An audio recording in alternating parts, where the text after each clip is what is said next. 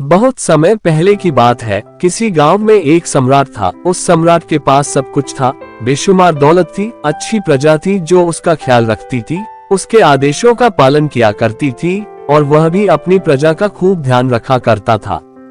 उन्हें कभी किसी चीज की कोई कमी महसूस नहीं होने देता था। कहने को तो उस सम्राट के पास सब कुछ था, किसी चीज की कोई कमी नहीं थी, लेकिन उसका मन कभी किसी एक काम पर नहीं टिक पाता था। वह जब भी किसी भी चीज को करने का प्रयास करता तो उसका ध्यान कहीं भटक जाता। इस चीज को लेकर वह बहुत चिंतित रहता था। कई बार वह अपने बगल के राज्य के राजाओं से भी मिला था और सभी ने उसे अलग अलग राय दी थी। सभी ने उसे अलग अलग तरीके बताए थे। जो भी तरीके उस सम्राट ने सुने थे, उन तरीकों को अपने जीवन में उतारा, लेकिन उन उपायों से उसे कोई लाभ ना मिला, जिसके कारण वह हमेशा चिंतित रहता, परेशान रहता। कई बार तो रातों को उसे नींद भी नहीं आती और वह केवल करवटें बदलता रहता। एक दिन सम्राट के कानों तक एक बात पहुंची कि उसके राज्य में एक ऐसा असाधारण व्यक्ति है जिसके शब्द अनमोल है, जिसके एक एक शब्द में जीवन का रहस्य छुपा है, जीवन का सत्य छुपा है, और उस व्यक्ति से मिलने के लिए लोग दूर दूर से आते हैं, क्योंकि हर व्यक्ति की समस्या का समाधान वह बहुत ही सरलता और आसानी से करता है। ये बात सुनकर सम्राट बहुत प्रसन्न हुआ। उसे लगा कि अब उसके सवालों का जवाब उसे मिल जाएगा। इतनी तारीफ सुनकर सम्राट ने ये तय किया कि वह तुरंत ही जाकर उस व्यक्ति से मिलेंगे और उसे ये भी पता चल जाएगा कि जो लोग उनकी इतनी तारीफ कर रहे हैं, क्या वह सच है या नहीं। अगले दिन सुबह सुबह वह सम्राट उस व्यक्ति से मिलने के लिए निकल गया। रास्ता कुछ ज्यादा ही लंबा था, जिस कारण सम्राट ने बीच रास्ते में आराम किया। वहां पर उपस्थित हर कोई उस व्यक्ति के बारे में जानता था। जब सम्राट ने उनसे उस व्यक्ति के बारे में पूछा तो वे लोग उस असाधारण व्यक्ति की खूब तारीफ कर रहे थे। तभी सम्राट ने सोचा कि लगता है ये व्यक्ति बहुत बुद्धिमान है, बहुत ज्ञानी होगा और प्रभावशाली व्यक्ति होगा, अन्यथा हर कोई उसकी इतनी तारीफ नहीं करता। जरूर ही उस व्यक्ति में ऐसी कोई बात अवश्य है जिसके कारण हर कोई उन्हें जानता है और उनकी तारीफ कर रहा है। उस व्यक्ति की तारीफ सुनकर सम्राट के मन में उस व्यक्ति से मिलने की उत्सुकता और अधिक हो गई। अब वह सम्राट जल्द से जल्द उस व्यक्ति से मिलना चाहता था, जिसके कारण वह आगे का सफर तय करना शुरू कर देता है। जैसे तैसे वह सम्राट उस व्यक्ति के आश्रम पहुंचा, पर आश्रम में उसे कोई नजर नहीं आया। आश्रम के पीछे एक छोटा सा बगीचा था। जब सम्राट वहां पहुंचा तो उसने देखा कि एक माली बगीचे में काम कर रहा था। उसका पूरा शरीर मिट्टी से लथपथ, पैरों में कोई चप्पल नहीं थी। इसको देखकर सम्राट ने माली से कहा, सुनिए महोदय, इस आश्रम के मालिक कहाँ है? मैं उनसे मिलने आया। इस पर वह माली जवाब देते हुए कहता है, श्रीमान आप अंदर बैठिए, मैं उन्हें बुलाता हूँ, वह जल्द ही आपसे मिलेंगे। माली की यह बात सुनकर सम्राट अंदर कुटिया में जाकर बैठ गया और उस असाधारण व्यक्ति के आने का इंतजार करने लगा। कुछ देर प्रतीक्षा करने के बाद जब असाधारण व्यक्ति उस सम्राट के सामने पहुंचा, उसने देखा कि यह तो वही व्यक्ति है जो बगीचे में काम कर रहा था। सम्राट ने उन्हें नमस्कार किया और बहुत हैरानी से कहा, अरे आप तो वही माली है जो बाहर बगीचे में काम कर रहे थे। लेकिन अब की बार तो माली एक बौद्ध भिक्षु के रूप में आया था। तभी बौद्ध भिक्षु सम्राट से कहते हैं, सम्राट मेरा मजाक माफ कीजिए, मैं बगीचे में छोटा सा काम कर रहा था। मैं ही यहाँ का माली हूँ और मैं ही वह असाधारण व्यक्ति हूँ जिससे आप यहाँ इतनी दूर मिलने आए। कृपया करके अपने आने का कारण बताएं। इस पर सम्राट उन बौद्ध भिक्षु से कहता है, महाराज मैंने सुना है कि आप जैसा व्यक्ति इस पूरे राज्य में नहीं है। मैंने आपकी तारीफ सुनी है, मैंने आपके बारे में कई सारी अच्छी बातें सुनी है।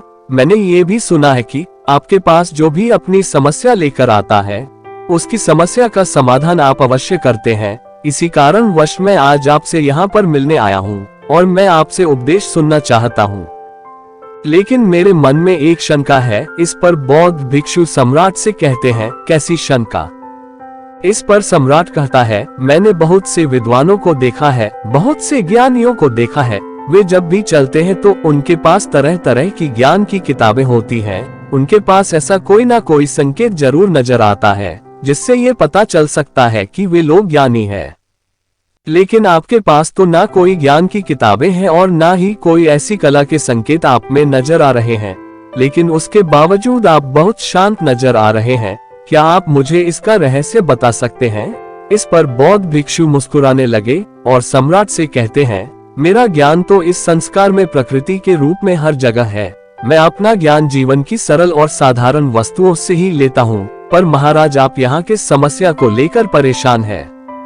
कृपया आप मुझे आपके यहाँ आने का कारण समझाएं। इस पर सम्राट कहते हैं, गुरुवर मेरे यहाँ आने का कारण यह है कि मैं किसी भी काम को लेकर लंबे समय तक उसी कार्य पर अपना ध्यान नहीं लगा पाता। मैं कुछ ही देर में उस कार्य से भटक जाता हूँ। कृपया कर मुझे अपने इस समस्या का समाधान बताएं। मैं इस बात से काफी चिंतित हूँ। बौद्ध भिक्षु ने सम्राट की चिंता को समझकर कहा, महाराज आपकी समस्या मुझे समझ आ गई है। आप जिस कार्य पर ध्यान नहीं लगा पा रहे, उसके लिए मैं आपको एक उपाय बता सकता हूँ, लेकिन आज आपको देर हो चुकी है। आप मुझे कल सुबह मिलिए। कल सुबह का समय ठीक रहेगा। कल सुबह जब आप मुझसे मिलेंगे तो मैं आपके सभी सवालों का जवाब आपको दे दूंगा। ये कहकर बौद्ध भिक्षु वापस अपने बगीचे में लौट गए और वह सम्राट भी वापस अपने महल लौट गया। लेकिन सम्राट को रात भर नींद नहीं आए। वो बस यही सोच में लगा था कि आखिर बौद्ध भिक्षु मुझे क्या बताने वाले हैं। वह तो मुझे एक साधारण से माली नजर आ रहे हैं, लेकिन जिस तरह से उनका मन शांत था, जिस तरह से वह शांत नजर आ रहे थे, ये बहुत आश्चर्य करने वाली बात है। रात भर सम्राट इन्हीं ख्यालों में खोया रहा। अगले दिन सुबह सूरज निकलने से ठीक पहले सम्राट उस आश्रम पर वापस पहुंचा। वहां पर बौद्ध भिक्षु पहले से ही उपस्थित थे। जैसे ही सम्राट वहां पहुंचा, उन बौद्ध भिक्षु ने एक पानी का छोटा सा जग उस सम्राट के हाथ में थमा हुए कहते हैं, इसे लीजिए और पौधों पर धीरे धीरे पानी डालिए। और ऐसा करते करते यह आपके सामने पूरे 15 पौधे हैं। इन सभी पर आपको इसी प्रकार पानी डालते चले जाना है।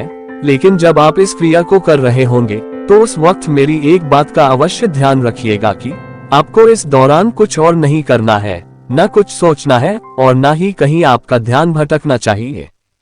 आप जब इन पौधों को पानी दे रहे होंगे तो आपका पूरा ध्यान केवल इन पौधों पर ही होना चाहिए। यदि इस बीच आपके मन में कोई विचार आए तो वहीं पर रुक जाएगा और फिर दोबारा से पहले पौधे से पानी डालना शुरू कीजिएगा। और जब आप मेरी बात मानकर ठीक इसी प्रकार इन सभी 15 पौधों को पानी दे देंगे, तब आप मेरे पास आइएगा और मैं आपके सभी सवालों का जवाब आपको दे दूंगा। उस सम्राट ने आज तक ऐसा कोई काम नहीं किया था और सम्राट को ये काम बहुत छोटा सा लग रहा था।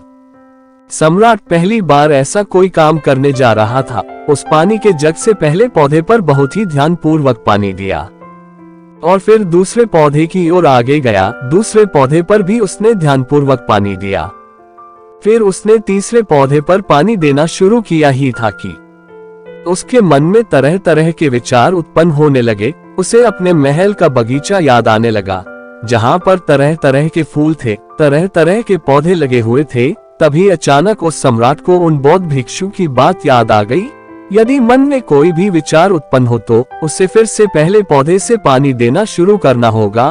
तुरंत ही पहले पौधे के पास वापस पहुंचा और उसने फिर से पहले पौधे को पानी दिया। दूसरे पौधे को उसने फिर से ध्यानपूर्वक पानी दिया। जैसे ही वह तीसरे पौधे पर पहुंचा, उसके मन में फिर से कई तरह के विचार उत्पन्न हुए। अब की बार यह सोच रहा था, पता नहीं मेरे बिना मेरे साम्राज्य में क्या हो रहा होगा। और अब की बार सम्राट को बहुत क्रोध आने लगा। उसने सोचा कि आखिर मैं ये छोटा सा कार्य क्यों नहीं कर पा रहा हूँ। वह तुरंत ही फिर से पहले पौधे के पास पहुंचा। उसने अब की बार बहुत ध्यानपूर्वक पहले पौधे को पानी दिया, दूसरे पौधे को भी ध्यानपूर्वक पानी दिया। ऐसे करते करते अब की बार सम्राट करीबन 5 पौधों में बहुत ही ध्यान पानी दे चुका था। लेकिन अब की बार जैसे ही उसने छठे पौधे पर पानी देना शुरू किया, उस पानी को देखकर सम्राट के मन में नदी के विचार उत्पन्न होने लगे और सम्राट अब बहुत परेशान हो चुका था। जितनी बार वह पौधों को पानी देने का प्रयास करता है, हर बार वह असफल हो जाता। उसका मन उतना ही ज्यादा व्याकुल होता जाता और वह खुद पर क्रोधित हो जाता है। सम्राट ये बात बहुत अच्छी तरह से जानता था कि वह भिक्षु उसकी परीक्षा ले रहे हैं। वह बहुत बुद्धिमान था, इस कारण उसने उन बौद्ध भिक्षु के सभी नियमों का पालन करना जरूरी समझा। सम्राट जितनी बार भी कोशिश करता है, हर बार वह असफल हो जाता। उसका मन उतना ही ज्यादा व्याकुल होता जाता है, हमेशा खुद को किसी ना किसी विचार में उलझा हुआ पाता। ऐसे ही करते करते सुबह से शाम का वक्त हो चुका था, लेकिन अब तक वह सम्राट पूरे 15 पौधों में पानी नहीं दे पाया था। जब बौद्ध भिक्षु लौटकर शाम को वापस आश्रम लौटे तो उन्होंने देखा कि वह सम्राट थक हार कर बैठा हुआ है और तरह तरह की बातों में उलझा हुआ है। तभी बौद्ध भिक्षु सम्राट के पास पहुँचे और कहने लगे, हे सम्राट, मैं तुम्हारी ईमानदारी से बहुत खुश हूँ। तुमने अपने कार्य को पूरे मन और लगन के साथ करने का पूरा प्रयास किया, इसलिए जो बात मैं तुम्हें बताने जा रहा हूँ उसे बहुत ही ध्यानपूर्वक सुनना और समझने का प्रयास करना। जब हमारा मन विचारों से खाली हो जाता है, तब उसमें मन का असली स्वरूप नजर आता है। तब साधारण से साधारण सा काम भी हमें ज्ञान और शांति देता है। इस पर सम्राट उन बौद्ध भिक्षु से कहता है, हे महाराज, पर यह कैसे संभव है? मैं तो जब भी कोई कार्य करता हूँ तो मन में कई तरह के विचार उत्पन्न होते हैं और मैं उन विचारों में फंस कर रह जाता हूँ और वहाँ से बाहर निकलने का कोई रास्ता मुझे नजर नहीं आता।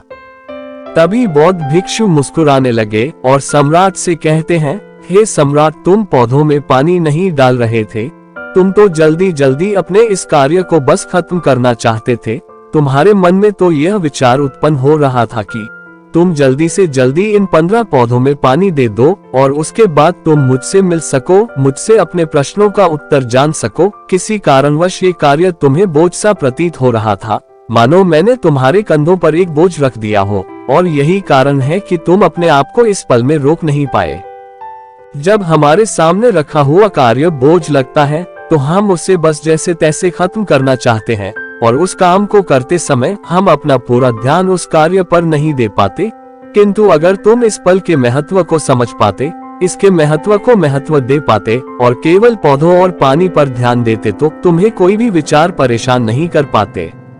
इस पर सम्राट कहता है, हे महाराज, मुझे आपकी यह बात समझ में आ रही है कि मैं जल्दी जल्दी इस कार्य को खत्म करके आपसे मिलना चाहता था, जिस कारण मेरा मन इस कार्य में पूरी तरह से नहीं लग सका। लेकिन यह एक पल है जो हम जी रहे हैं, उस पल में रहना बहुत कठिन है। क्या मुझे इसके लिए कोई तपस्या या तप करना होगा? इस पर बौद्ध भिक्षु एक बार फिर मुस्कुराने लगे और सम्राट से कहते हैं, जिस शांत मन की तलाश तुम कर रहे हो, वह शांत मन तो पहले से ही मौजूद है, वो तो पहले से ही तुम्हारे भीतर है। इसके लिए तुम्हें कहीं भी जाने की कोई आवश्यकता नहीं है और ना ही तुम्हें कहीं शांत जगह जाने की आवश्यकता है। इसके लिए कुछ जरूरी है तो वह है अपनी सांसों पर ध्यान देना।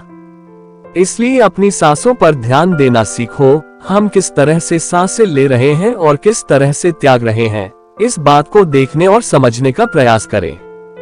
तब तुम्हें ये समझ में आ जाएगा कि तुम्हारा शांत मन तो तुम्हारी सांसों के साथ ही बना हुआ है। उसके बाद तुम चाहो तो कोई भी कार्य करते वक्त भी अपनी सांसों पर ध्यान दे सकते हो। जब तुम कहीं चल रहे हो, कोई ऐसा कार्य कर रहे हो, तो तुम्हें अपनी सांसों पर ध्यान देना चाहिए। या कोई भी ऐसी क्रिया जो तुम्हें वर्तमान से बांधे रखे, इसका एक और तरीका है, 2-4 मिनट अपने आसपास की प्रकृति पर गौर करो, देखो कि क्या चल रहा है तुम्हारे आसपास। इससे तुम वर्तमान में आ जाओगे। फिर तुम अब कार्य को जल्दी जल्दी बस यूं ही खत्म नहीं करके उसे पूरे मन से करने का प्रयास करो, जिससे तुम्हारा मन एकाग्र होगा। और जब तुम्हारा मन एकाग्र होगा तो तुम चाहे कोई भी कार्य क्यों ना करो, फिर चाहे वह छोटा हो या बड़ा, तुम्हारा मन उसमें पूरी तरह से विलीन हो जाएगा और वह कार्य ही तुम्हें शांति और ज्ञान भी प्रदान करेगा। ऐसे समय पर हमारे मन में किसी प्रकार के कोई विचार उत्पन्न नहीं हो पाते और जब हम ऐसा करते हैं तो कर्ता और कर्म एक हो जाते हैं और हमारे भीतर की जो शांति है वो प्रकट होने लगती है। हम उसमें मग्न हो जाते हैं। इसे तुम चाहे तो आनंद कह सकते हो या फिर वर्तमान में जीना कह सकते हो और यह अवस्था सरलता से प्राप्त भी कर सकते हो। बस तुम्हें केवल अभ्यास करना होगा।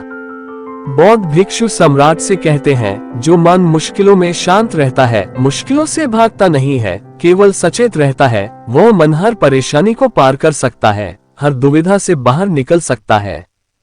सम्राट को उन बौद्ध भिक्षु की ये सारी बातें समझ में आ चुकी थी। उसने उन बौद्ध भिक्षु को प्रणाम किया और वहां से वापस वह अपने राजमहल लौट आया।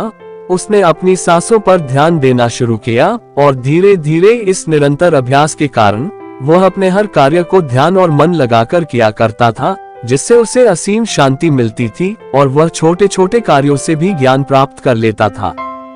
इसलिए दोस्तों, कभी किसी कार्य को बोझ मानकर मत कीजिए, क्योंकि यदि आप उसे बोझ मानेंगे तो जल्दी जल्दी उसे आप अपने ऊपर से उतारने का प्रयास करेंगे, अर्थात उसे जल्दी जल्दी खत्म करने का प्रयास करेंगे।